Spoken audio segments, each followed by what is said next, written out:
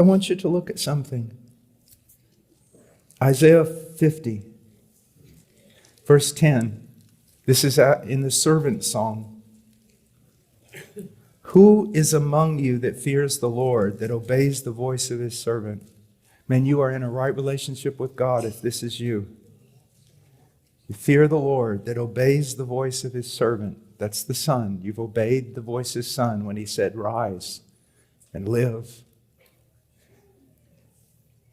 That walks in darkness and has no light. Hold it. Michael was teaching that the true Christian walks in the light. That's exactly what John says. That's exactly what John says. Walks in the revelation of God. Walks in the light of God. Yes, the purity of God. All that. So what is he saying? It's talking about believers when God, in his grace, remember how Abraham had nothing to look at, to hold up his faith except the promise and God's character? Here's what God's going to do, you believer. You're going to be crying out, I want to feel something, I want to feel something, I want to see something. And there are times when things like that, a sense of the presence of God, are entirely appropriate, wonderful, and needful. But when you really start getting into the more difficult classes in God's teaching, he will leave you at times in utter darkness.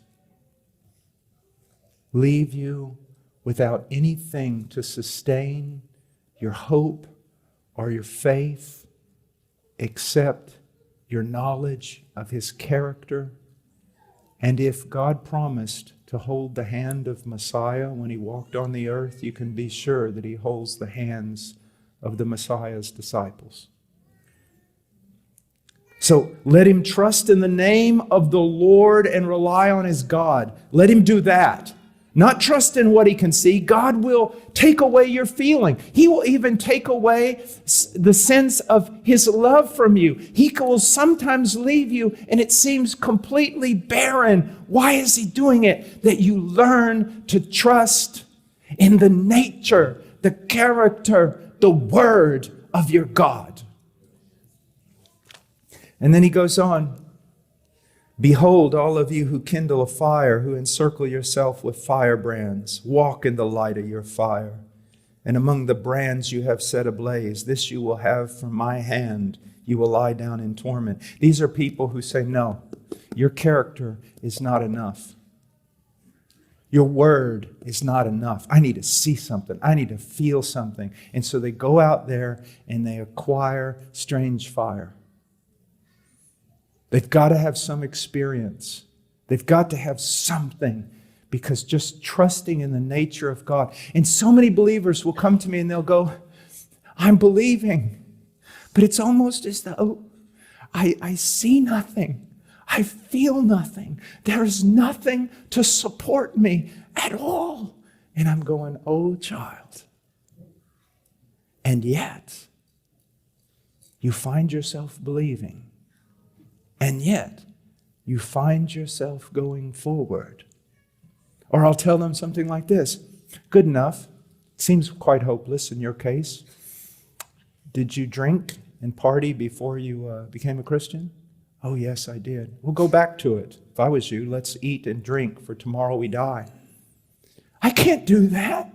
No, really go. Open door. I'll look up some in the yellow pages or get on the internet for you. Go out and have a bang-up time. I can't do that. Why? Why? Because of my God. Sounds to me like God is making you a spectacle at this moment. And he's very happy because he has left you with nothing. He's drawn from you everything.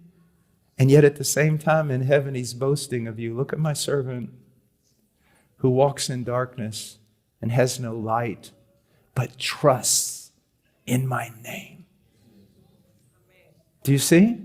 Now, so many of you can identify with that, and you're going, what I thought was a desert because of my sin is actually God getting greater glory from me than he would have if I had all kinds of things around me supporting up my faith. Do you see? This excerpt was taken from the full sermon, My Soul's Need and Biblical Keys for Growth. For more sermons by Paul Washer, visit heartcrymissionary.com.